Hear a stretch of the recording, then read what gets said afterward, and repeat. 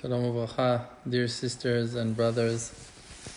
I wanted to share a few words tonight, for the memory and the honor of the great righteous man, Rabbi Nachman ben Simcha ben Fege of Breslev.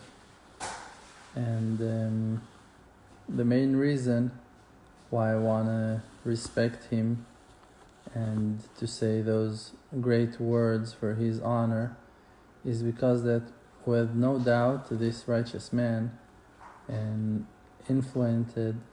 helped greatly to me as a person, and for sure to my loved ones that I know from very close distance,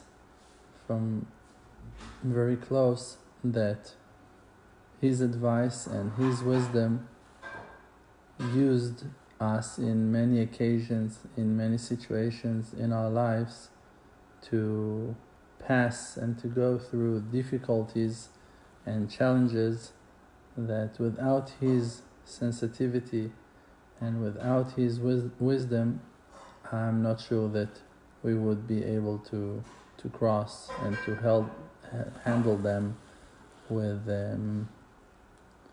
with success. Now, we know that in every day that starts at night in the holy days of Sukkot, we are calling and inviting a different guest that is called Ushpizin to our Sukkah.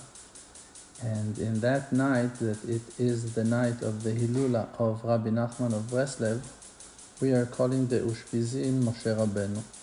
Moshe Rabbeinu, he was that noble man that was the messenger of the Creator to hand the Torah to the nation of Israel. And he was also the one that achieved the highest level of prophecy. He was the Redeemer, the first and main Redeemer that took out Am Yisrael from the exile of Egypt in such a great and known way, blessed way, that will always stay with us as a great memory for the success of our nation and the great love of the Creator to his people. Now, for sure that there is a huge and great connection between the two, because the night that righteous man, Rabbi Nachman of Breslev, went up to heaven was the same night that Moshe Rabbeinu, that righteous man, passed away as well, thousands of years before. And those two souls were very, very connected, and they both opened path and gave tools for our nation and for the whole wide world to connect ourselves to the Creator and to be redeemed, one physically and one spiritually, one from Egypt and one from the narrow places of our minds, one from the spiritual depths of ancient Egypt, and one from the darkness of those years of exile that he lived in Europe, and for us, his students that are enjoying his wisdom and in the rest of the world, in different lands, and his wisdom is being distributed in many, many ways to four wings of the universe. Now, those two humble, righteous people are basically one. They are representing hope. They are representing to us the power of the human being. And why am I saying that? Because it's very, very easy for every one of us to think to himself, oh, Moses was the man of God. Oh, Rabbi Nachman, he was the man of God. They were the chosen ones. They were the redeemers. They were those righteous people. But the real truth is that also Moses and also Rabbi Nachman of Breslev and all the rest of the real righteous people were humans. They were people. They were people like you and me, They were people that chose themselves for that noble cause and pushed themselves. Maybe there are some kind of obstacles, and we call them in the holy language of Hebrew meniot, difficulties to transfer, to pass a certain message, a certain wisdom that sometimes the evil inclination does not want everyone to hear it, doesn't want everyone to know it, to understand it. But we need to use our power to find the way to deliver the real news, the real wisdom, the real knowledge that the Creator wants us to deliver, and to climb above all the difficulties and all the obstacles, and to find new ways how to give power and to strengthen the people who wants to pull themselves toward the wisdom of truth, and to know how really to connect themselves to the Creator with love and with truth. So, like I said before, it's very easy for people like us to say on Moses or on Rabbi Nachman of Breslev or on all the rest of real righteous ones that they were the people of God, that they were the chosen ones, that they were so amazing. But the real truth is that they were human, like you and I, like every other person on earth, just that they took upon themselves with a lot of dedication and with a lot of effort to commit themselves to the truth and never to back off. And they were willing and ready and agreed and took that upon themselves to succeed and never to give up and to achieve the goals that they set for themselves. If it was to be people of truth, if it was never to lie, if it was to help the weak ones, if it was to find new ways how to wake up the souls of Israel or how to help any other person on earth, any person that will walk in that path will achieve those great levels.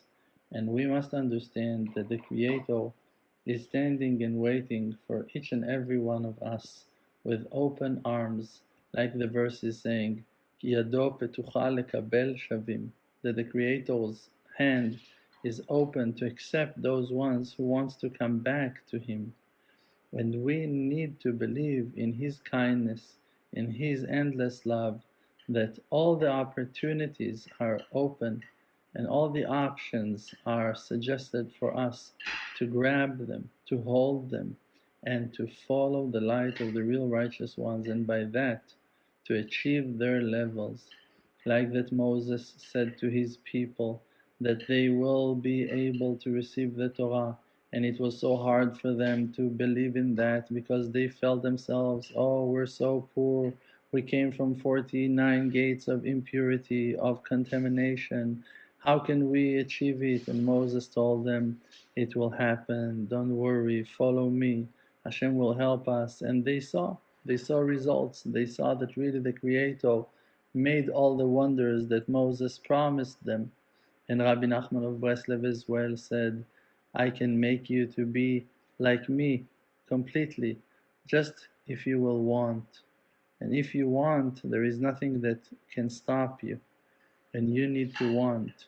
And every one of us should want to climb and to rise and to increase our faith and to believe in the Creator with no end, and not to back off and not to give up and not to surrender to the difficulties that sometimes look like they're piling and flooding and overpowering us. Not to back off and not to give up, never to back off and never to give up on the things that you found to be important and to be right in your life, on your loved ones, on the truth of the Torah, on your faith, on your self-esteem, on the land of Israel, on life of the poor, on any noble cause, any high understanding that you achieved.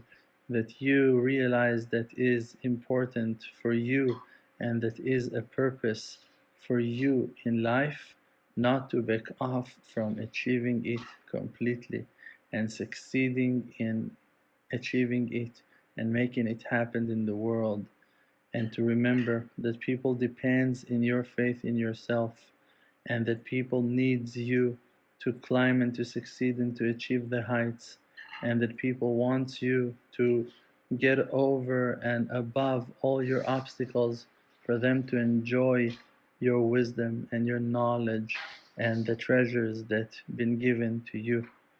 And remember those righteous ones that today represent for us the real pillars of light, the candles, the light to our path. They are and were humans just like us, just that they went all the way and never gave up and never stopped from chasing the truth and doing whatever it takes to accomplish the success that they realized and understood that was the will of heaven, the real desire of the Creator from them, and they went on it with all their power. So let's learn from them and gonna enjoy tonight and for the rest of our lives from the illumination of those pillars of light, the lights from heaven that came and blessed our world, and may their memory will be a blessing for us and for all our loved ones, and may all our prayers be answered in no time by the merit of those righteous ones. Amen. The world does not exist. Because Olam Milshon Ne'elem, the world is just blocking the light of truth. The world called Alma Deshika, world of light, is just a fake. We're just inside of an illusion. It's just a fake. We're just inside of an illusion. We're just inside of an illusion.